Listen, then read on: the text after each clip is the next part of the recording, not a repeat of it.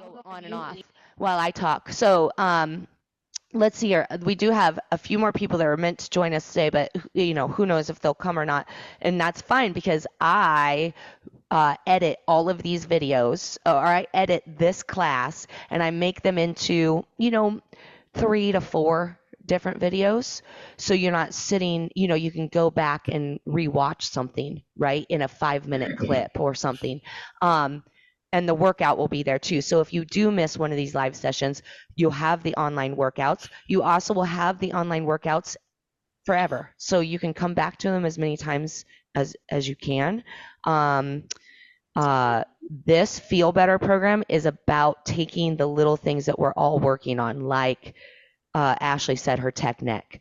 Paula needs energy. She needs to sleep deep when she gets the opportunity. She needs to lift her spirits and lean into community. That, to me, Sherilyn, we're going to work on your lines. We're going to find you these beautiful energy lines that before you have surgery, so that when you have surgery and we will just be able to just go right off the bat and get you working, right? So and spark you again. And Lynn, I'm just so excited to tap into your brain in movement, because I think you've been moving a lot, but you haven't really had anyone tap into the brain part of the movement. And I really think that's going to lead into a huge spark for you as well, right? That new movement, new results. So I know Ken and Judy, they are my family. I love them very much. They've been working with me for almost every day for a long time. So I kind of know what they need and want. But Ken, are you working on anything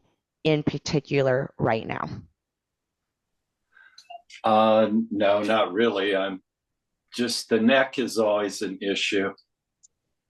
When I was doing the tech neck thing with Ashley, what was that feeling to you? That was good. I did it with you because I also felt that on Wednesday. That was, I think, maybe the first time I remember working that whole line from top to bottom. So that was good. I think, though, most of what we do, the neck, we're always facing forward, or pretty much. My problem is turning my neck to the left or to the right. So that would be the biggest issue I'm dealing with at this point. But can I ask you a question? I don't really have you ever turn your head, though. I know. That's why I'm saying that we don't work on that, or it doesn't appear we work on that.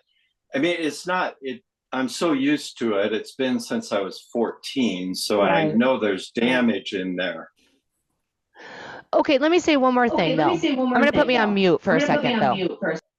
Are you on mute? So really quick, Ken. So I think what you're saying to me is that you move your head like this to look for things, and you feel the tightness and the pain. I'm not going to take you off mute yet. I'm going to assume this is what you're talking about. So I'm going to bring everyone else in really quick to this conversation.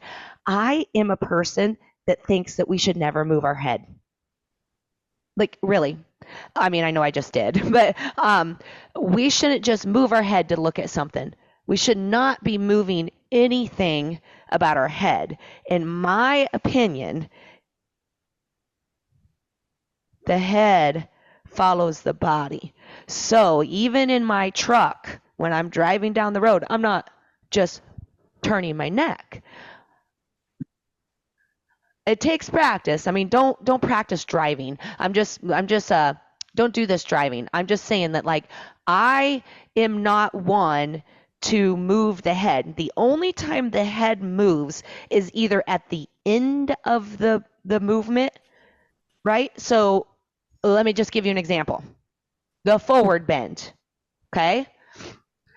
When we're going in the forward bend, notice my head. My head is just like this, okay? My head's going to stay just like this the whole time. And then right here, watch. I'm going to take my eyes and look through my shins, and that's how my head drops. Now, coming up, I keep my head here. Now I'm going to look forward to the screen, And that's how my head moves. That's the only two times my head moved, was that final drop at the end and that final lift at the top, yet I didn't even still move my head. I just followed my gaze. Now, when I need to twist and look at something, like if I'm like, oh, I want my 8-pound weights, I would not, because my 8-pound weights are sitting over there. I just saw them. I wouldn't look. I have trained my body to move my body. I don't know. I know, Ken, I see, like, I'm just saying, you've had it since you were 14. I'm not thinking we're ever going to fix it. So maybe we just need to not move it, not ever aggravate it in a way by, that's just my thought Well, process, but how does that make you no, feel? I think you're right. And I think that I don't move it much. I have to actually turn it to a point where it hurts to feel it hurt. Probably the only time I notice it is like when I'm backing up or something in the car. I knew it. So I knew maybe, it. yeah, so maybe what we're doing is actually helping me because I do turn my body more. But you brought up one more thing, and I don't want I had already mentioned earlier in this conversation. Once injured, always injured. We have to stop trying to fix it, instead figure out a way to live really well with it. And this is a prime example of Ken. He only feels pain in something that he hurt himself when he was 14 years old, when he turns his neck. To me, there is no reason to turn your head. Even backing up, like I have a Sequoia and I have to back up out of a long driveway and I move my body, right? And I don't have a neck problem, but I don't want one either, right? And I just believe that a lot of us, because the cervical spine is actually so mobile. Look, it's swivel. It's easy to move the head. So guess what people do?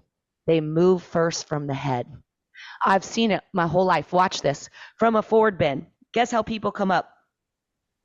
Head first, right? So if you're going down, watch what people do. And then I'll say roll up, and that first indication is the head comes up. Do you see that? And I've seen this my whole life teaching yoga, because forward bend is a part of yoga, right? So it's just try not to move your head. And Sherilyn, this is really good for you, because really what you guys want to do is move through the thoracic spine.